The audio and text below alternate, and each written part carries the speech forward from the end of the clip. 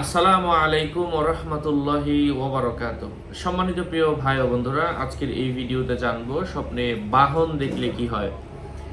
আলোচনা বুঝতে সাথেই থাকবেন। এখনো যারা চ্যানেলটি সাবস্ক্রাইব করেননি, সাবস্ক্রাইব করতে ভুলবেন না।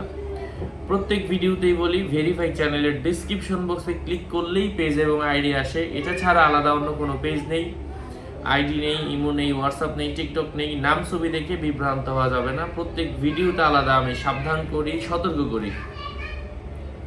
স্বপ্নে ঘোড়ার বাহনের মধ্যে কোনো মানুষ যদি আরোহণ করতে দেখে, আরামে এবং সুখ শান্তির সাথে তার জীবন অতিবাহিত করার সম্ভাবনা রয়েছে।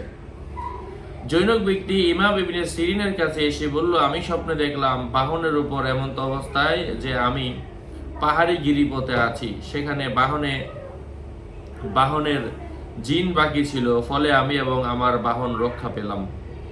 ইবনে সিরিন রহমতুল্লাহি আলাইহি বললেন, তুমি খারাপ লোক, নিশ্চয়ই তোমার সামনে এমন একটি বিষয় আছে যার মাঝে তুমি তোমার স্ত্রীকে লাঞ্ছিত করবে। এরপরে এমন হলো। সম্মানিত প্রিয় উপস্থিত বৃন্দ, স্বপ্নে বাহনের জিন ও ধন সম্পদের লক্ষণ। স্বপ্নে বাহনের জিন দেখা ধন সম্বন্ধের লক্ষণ। কেউ বলেন জিন মনিব হওয়ার অর্থ বহন করে। কারো মতে যে ব্যক্তি নিজেকে জিনে বসা অবস্থায় দেখবে তাকে তার কাজে সাহায্য করা হবে, এমন কিছু বুঝিয়ে থাকে। বাহন দেখা পুরুষের ধন সম্পদ, কর্তৃত্ব ও নেতৃত্বের আলামত বুঝতে হবে। কেউ বলেন বাহন স্বপ্নে দেখা সুন্দর সঠিক পরিচালনা, সম্পদের দৃঢ়তা এবং নেতৃত্ব বোঝায়।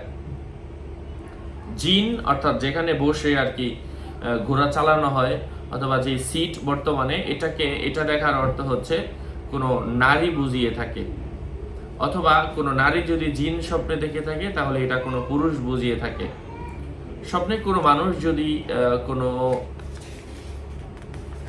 মেশিনওয়ালা কোনো বাহনে আরোহণ করে, যেখানে যন্ত্র রয়েছে, যান্ত্রিক বাহন যাকে বলে, এমন বাহনে ওঠার অর্থ হচ্ছে স্বপ্নদ্রষ্টা গুনাহ থেকে বেঁচে থাকবে।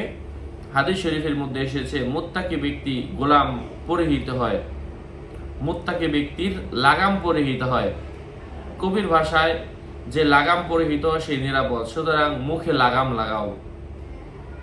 যাই হোক, সম্মানিত ভাই ও বন্ধুরা, স্বপ্নে কোনো মানুষ যদি দেখতে পায় যে সে কোনো পায়ের বাহনে আরোহণ করছে যা ইঞ্জিন ছাড়া চলে, এর অর্থ হচ্ছে রাজস্বের সাথে সম্পৃক্ত কোনো অনারব লোকের সাথে সাক্ষাৎ হবে, এমন কিছু বোঝায়, অথবা বিদেশি কোনো মানুষের সাথে সাক্ষাৎ হবে। যাই হোক, আশা করছি উপকৃত হয়েছেন। এই বিষয়গুলো নিয়ে আরও কিছু ভিডিও রয়েছে, আমরা অন্য ভিডিওতে লম্বা বিস্তারিত আলোচনা করেছি। আরও আপডেট পেতে সাথেই থাকবেন। আসসালামু আলাইকুম ওয়া রাহমাতুল্লাহি ওয়া বারাকাতুহু।